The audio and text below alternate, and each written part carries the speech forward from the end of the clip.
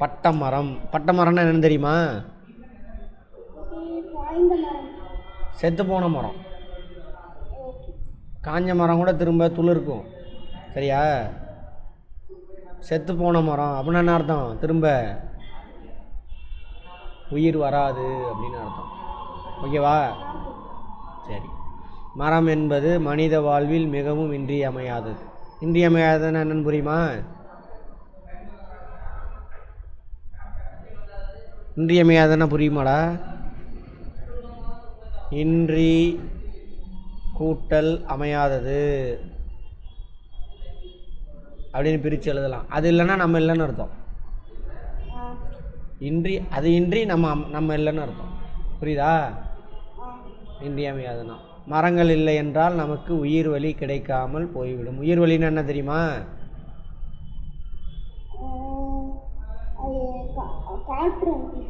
காற்றா? யார் சொன்னது அப்படின்னு? வலி அப்படின்னா வாயு. வாயு. ஆக்சிஜன் ஓட்டு இருக்குல்ல, அது வாயு நிலையில் தான் இருக்கும். ஆக்சிஜன். ஆக்சிஜன் எதுக்கு வேணும்? ஆக்சிஜன் எதுக்கு வேணும்? நம்ம உயிர் வாழணும்னா நம்ம உயிர் வாழணும்னா ஆக்சிஜன் ரொம்ப ரொம்ப முக்கியம். சயின்ஸில் பார்ப்போம் அதை. ஓகேவா? மரங்கள் இல்லை என்றால் நமக்கு உயிர் வலி கிடைக்காமல் போய்விடும். ஆக்சிஜன் கிடைக்காமல் போயிடும். ஒரு 5 நிமிஷம் மூக்கை பற்றிட்டு இருந்தால் என்ன ஆயிடுவாங்க? செத்து போயிடுவோம். கரெக்டா? அப்போ ஆக்சிஜன் இல்லைன்னா நம்ம வாழவே முடியாது. அவ்வகையில் பட்டுப்போன மரம் ஒன்றை கண்டு கவிஞர் ஒருவர் உள்ளம் குமரி எழுதிய கவிதை ஒன்றை அறிவோம். கவிதைனா பாடல். உள்ளம் குமரினா என்ன அர்த்தம்? குமரி குமரி அழுகுறன்னு சொல்கிறோம்ல, மனசு ஐயோ என்னடா இப்படி பண்ணிட்டானுங்க அப்படின்னு அர்த்தம். அந்த பாடலை தான் அங்கே பார்க்குறோம். யார் அந்த ஆசிரியர்னு பார்த்துட்டு போவோம்.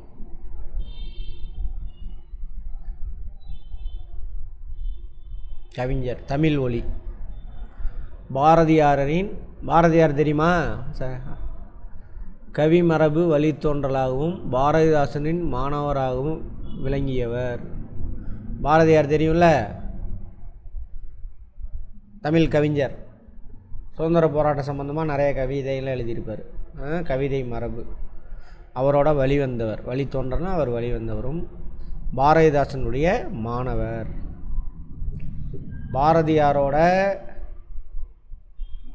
பாரதியாரை ரொம்ப நேசித்தார். அதனால தான் பாரதிதாசன் அவரோட பேரை, இயற்பெயரே பாரதிதாசன் மாற்றிக்கிட்டார்.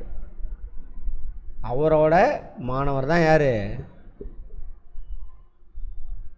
அவரோட மாணவர் தான் யார்? தமிழ் ஒலி. இவர் தான் அந்த பட்ட மரத்தை பற்றி எழுதியிருக்காரு. நிலை பெற்ற சிலை,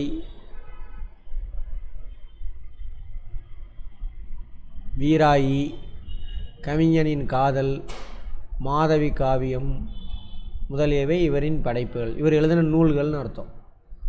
ஓகேவா? தமிழொலியின் கவிதைகள் என்னும் நூலில் இடம்பெற்ற ஒரு கவிதை நமக்கு பாடமாக தரப்பட்டுள்ளது. பட்டமர அந்த கவிதையினுடைய ஆசிரியர் யார்? தமிழ் ஒலி. யாரோட மாணவர் இவர்? பாரதிதாசன். இப்போ நான் கேட்குறதெல்லாம் கேள்வி உனக்கு கேட்பாங்க, பார்த்துக்கோ. சரியா? பாரதிதாசனுடைய மாணவர் யார்? தமிழ் ஒலி. அவர் எழுதுனது உனக்கு என்ன கொடுத்துருக்காங்க? பட்டமரம். இந்த செத்து போச்சுன்னு அர்த்தம், திரும்ப முளைக்காதுன்னு அர்த்தம். அடுத்தது பொருள் பார்த்துக்குவோம். விசனம் அப்படின்னா கவலைன்னு அர்த்தம். பொருள் கேட்பாங்க. சரியா? பொருள் கேட்பாங்க. கவலை. ஒரேயா? மொட்டை கிளையோடு. கிளைனா என்னென்னு தெரியும்? மொட்டைனா இலை தலையெல்லாம் இல்லாமல். நின்று தினம் பெரு மூச்சு விடும் மரமே. இலையெல்லாம் இல்லாமல் இருக்கக்கூடிய பெரிய மூச்சு விடக்கூடிய மரமே. வெட்டப்படும் ஒரு நாள் வரும் என்று விசனம் அடைந்தனையோ. ஏன்னா பட்டு போச்சு இல்லை, ஸோ என்னைக்காவது வெட்டிடுவாங்கன்னு சொல்லிட்டு, என்னைக்காக இருந்தாலும் நம்மளை வெட்டத்தானே போகிறானுங்க அப்படின்ட்டு கவலை எதுவும் பட்டியோ, அதனால தான் இலைதெல்லாம் கொட்டிட்டு நிற்கிறியோ அப்படின்றாங்க. ஓகேவா? கவலை. விசனம்னா கவலைன்னு அர்த்தம். அப்புறம் குந்த நிழல் தர. நாங்களாம் உட்கார்றதுக்கு நிழல் தந்த மரமே. மனம் கந்த மலர் தர. வாசனை மனம் நிறைந்த மலர் தர. குந்தனா உட்கார, மணம்னா கந்த. சரியா? மலர் என்னவாக இருக்கும்? வாசனையாக இருக்கும். அடுத்தது கூரை விரித்த இலை. நிழல் தரதுக்காக என்ன பண்ணுற? இலையெல்லாம் கூரை மாதிரி எங்களுக்கு இலையை விரித்து நிழல் தந்தாயே. வெந்து கருகிட இந்த நிறம் வர. அந்த இலையெல்லாம் வெந்து கருகி போச்சு, இப்படி மாறிட்டியே. வெம்பி குமைந்தனையோ வருந்தினாயோ. ரொம்ப வெம்பினான்னு அர்த்தம் சுருங்கி போய் எல்லாம் இலையெல்லாம் கருகி போய் வெம்பி போய் இருக்கிறது, வாடி போய் வருந்தினாயோ அப்படின்றாங்க. இது எதையும் நீ மனப்பாடம் பண்ண வேண்டாம். கட்டை எனும் பெயர் உற்று கொடுந்துயர் பட்டு கருகினையே. உன்னோட கட்டை எல்லாமே என்னாச்சு? வெறும் மரம் மட்டும் தெரிகிற மாதிரி கருகி போய் நிற்கிறியே, பட்டு போய் கருகி போய் நிற்கிறியே. பட்டை எனும் உடை இற்று அழிந்து. மரத்து மேலே பட்டம் இருக்கும்ல, அதெல்லாம் அழிஞ்சு உறிஞ்சிக்கிட்டு வருதாம்மா. இற்று இழிந்தெழில். அழகு என்னாச்சு? அழகெல்லாம் போய் முற்றும் இழந்தனையே, எல்லாத்தையும் இழந்து நிற்கிறியே பட்ட மரமே அப்படின்னு பாடுறாரு. காலம் எனும் புயல் சீறி எதிர்க்க கலங்கும் ஒரு மனிதன் ஓலமிட்டகரம். ஒரு மனிதன் என்ன பண்ணுறான்? ஓலமிட்டு அலறான் அவன் இறக்கும் பொழுது. எய்தி உழன்றனையோ, அடைந்து உழன்றனையோ. பாடும் பறவைகள் கூடி உனக்கொரு பாடல் புனைந்ததுவும் மூடு பனித்திரை யூடு உலகம் யூடு புவிக்கொரு மோகம் கொடுத்ததுவும். பறவைலாம் உட்கார்ந்து வீடு கொடுத்தாயே, எப்படி ஆயிட்டியே. ஆடும் கிளைமிசை. கிளை மேலே ஏறும் சிறுவர். உன் கிளை மேலே என்ன பண்ணும்? ஆடும் கிளை மேலே குழந்தைங்களாம் ஏறி விளையாடுவாங்களே. குதிரை விடுத்ததும். அது மேலே உட்காந்து ஆடுவாங்கள்ல, குதிரை ஓட்டுவாங்க, அது மேலே உட்காந்து. குதிரை விடுத்ததும் ஏடு கருங்கதை யாக. ஏடு கருங்கதை. ஏடுனா எல்லாம் புத்தகத்தில் உள்ளது மாதிரி ஆகிப்போச்சு. நெசத்தில் எங்களால் என்ன பண்ண முடியாது, ஒன்றும் விளையாடுறதுக்கு நீ இல்லையே. இன்று வெறுங்கனவே, எல்லாம் கனவாக போச்சு அப்படின்னு சொல்கிறார். யார் பேசுகிறா? யார் போடுறா? தமிழ் ஒலி. அதோட விளக்கம் பார்க்கலாமா? இலைகளற்ற கிளைகளோடு நின்று நாள்தோறும் பெருமீச்சு விடும் மரமே, நீ வெட்டப்படும் நாள் வருமென்று எண்ணி வருந்தினாயோ. ஃபஸ்ட்டு பேரா. உட்காருவதற்கு நிழலையும் மனமிகுந்த மலர்களையும் தருவதற்காக உனது இலைகள் கூரை போல் விரிந்திருந்தன. சயின்ஸ் இது. ஃபோட்டோசிந்தசிஸ் நடந்தால் தான் என்ன ஆகும்? மலர் பூக்கும், நிழல் தர முடியும் எல்லாமே. அவை வெந்து கருகிய நிறம் பெற்றதை எண்ணி வருந்தினாயோ. அந்த இலையெல்லாம் என்னாச்சு? வெந்து போய் கருகிருச்சு, அதை எண்ணி மனசு நொந்தாயோ அப்படின்னு சொல்கிறாங்க.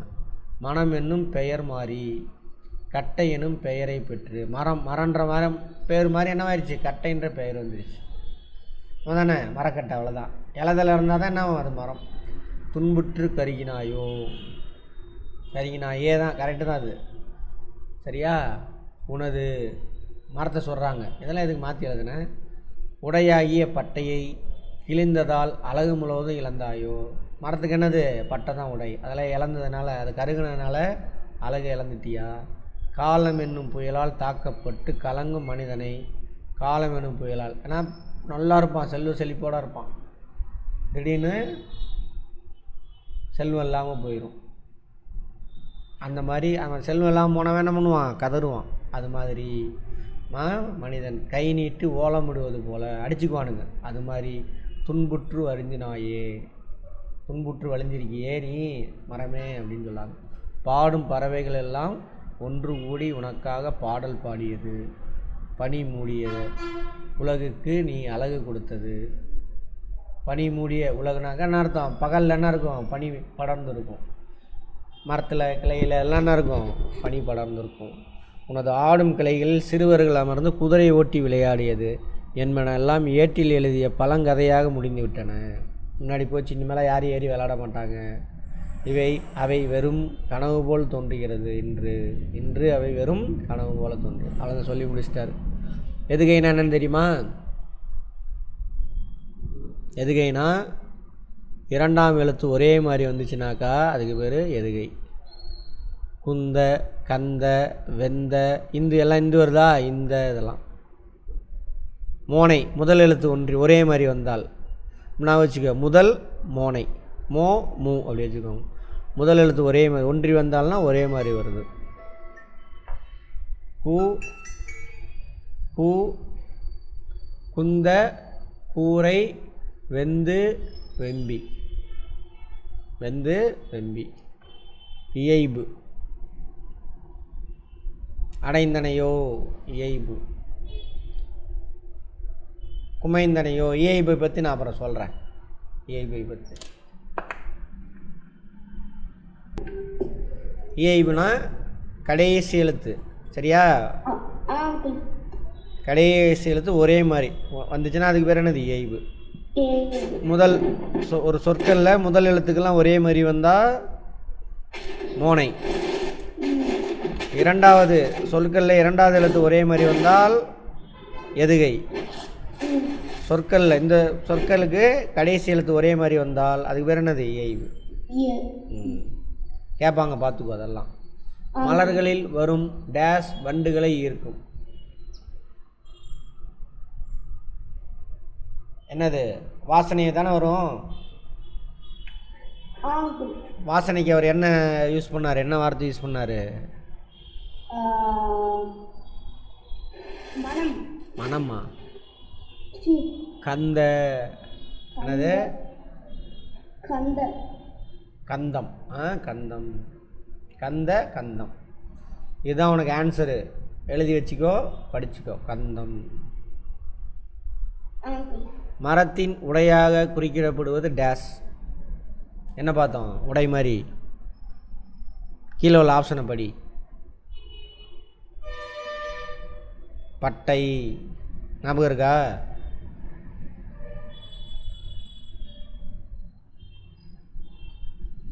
அடுத்தது வருமென்று என்னும் சொல்லை பிரித்து எழுத கிடைப்பது. வரும் கூட்டல் என்று. இம்மு கூட்டல் ஏ. இம்மு கூட்டல் ஏ என்னவா மாறிடும்? மேவா மாறிடும். ஸோ வருமென்று. இந்த இதுமே புரிஞ்சுதா? இம்மு கூட்டல் ஏ மே. தமிழ் எழுத்துக்கள்லாம் தெரியும்லடா. இது என்ன எழுத்து? மே. உயிர் மெய் எழுத்து. மெய் எழுத்து ஃபஸ்ட்டு ஒரு இம்மு. இம்மு கூட்டல் ஏதானது? மே. சஸ்வின் கேட்குதா? அப்போ வரும் என்ற ஆன்சர். கிழிந்து கூட்டல் எழில். கிழிந்து கூட்டல் எழில். கிழிந்தெழில். கிழிந்தெழில்.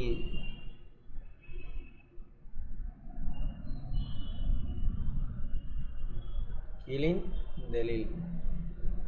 கிழிந்தெழில். இதுதான் ஆன்சர். இது எப்படி மார்ச் தெரியுமா? இப்போ பாரு. கிழிந்து கூட்டல் எழில் இருக்கு இல்லையா? அது எப்படி மார்ச்சுன்னு சொல்கிறேன் பாரு. இதில் உள்ள கிழிந்து. கிழிந்து இத்து இருக்குல்ல? தூ. இத்து கூட்டல் ஊ ப்ளஸ் இத்து கூட்டல் ஊ. அதுதான் தூ.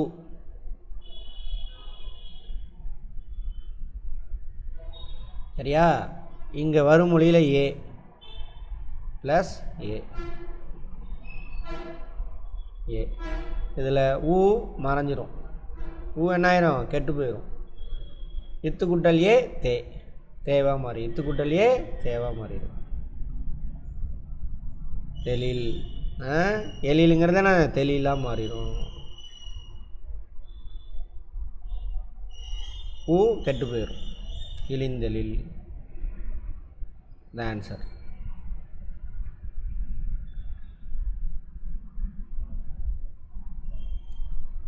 பட்டமரம் பாடலில் இடம்பெற்றுள்ள எதுகை மோனை இயைபு சொற்களை எடுத்து எழுதுக. ஓகேவா? எதுகை மோனை வரும். இதெல்லாம் என்னது? பாடும், பாடல், பாடியது, அதெல்லாம் வந்து என்னது? மோனை எழுத்துக்கள். நீ தான் எடுத்து எழுதணும். நாளைக்கு இதுதான் ஹோம்ஒர்க் உனக்கு. என்னடா இன்றைக்கே பண்ணி சார் இங்கே போடாத, பாடலில் போய் பாரு. இதில் முதல் எழுத்து ஒன்றி வர்றது எது எது? இதில் ஏதாவது வருதா?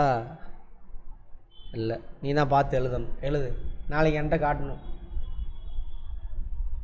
அடுத்தது பட்டமரம் எதனை நினைத்து கவலை அடைந்தது?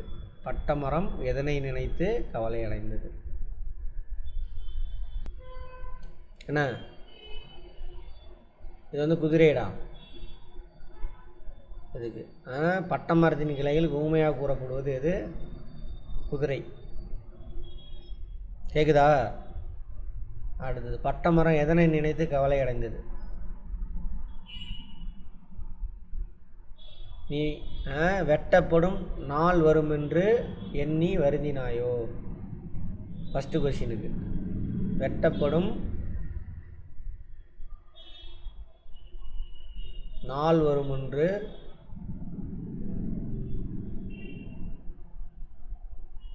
எண்ணி வருந்தினாயோ? எண்ணி வருந்தினாயோ? அதை எழுதி அப்படியே பார்த்து நான் எழுதி என் டைம் வேஸ்ட் பண்ணேன். இது 1வது கொஸ்டின். அதுக்கு அதுங்க எழுதிட்டேன். 2வது கொஸ்டின் பார்க்கணும். இப்போ எதனால் தனது அழகை இழந்தது? எதனால் தனது அழகை இழந்தது?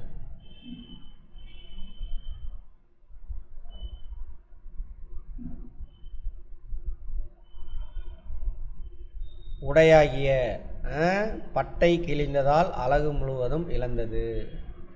உடையாகிய பட்டை கிழிந்ததால் அழகு முழுவதும் இழந்தது. சரியாடா? இழந்தது போட்டுக்கோ.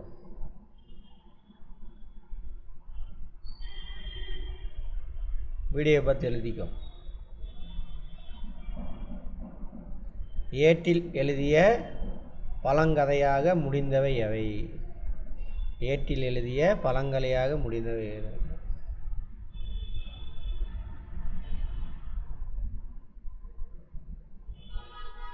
இதிலேருந்து எழுதணும். பாடும் பறவைகள் எல்லாம் ஒன்று கூடி உனக்காக பாடல் பாடியது, கமா. ஓகேவா? பனிமூடிய உலகுக்கு நீ அழகு கொடுத்தது, கமா. உனது ஆடும் கிளைகளில் சிறுவர்கள் அமர்ந்து குதிரை ஓட்டி விளையாடுது என்பனையெல்லாம் ஏட்டில் எழுதிய பழங்கதையாக முடிந்துவிட்டன. சரியாடா? இதான் சிறுவினா. அந்த ஒரு பேராவை அப்படியே எழுதணும். நான் சொன்னாலே அதை ஃபுல்லாக எழுது. இது சிந்தனை வினா.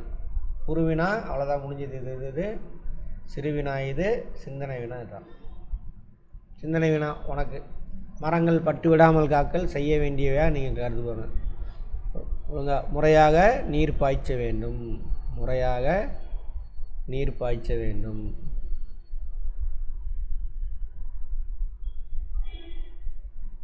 ஓகேவா?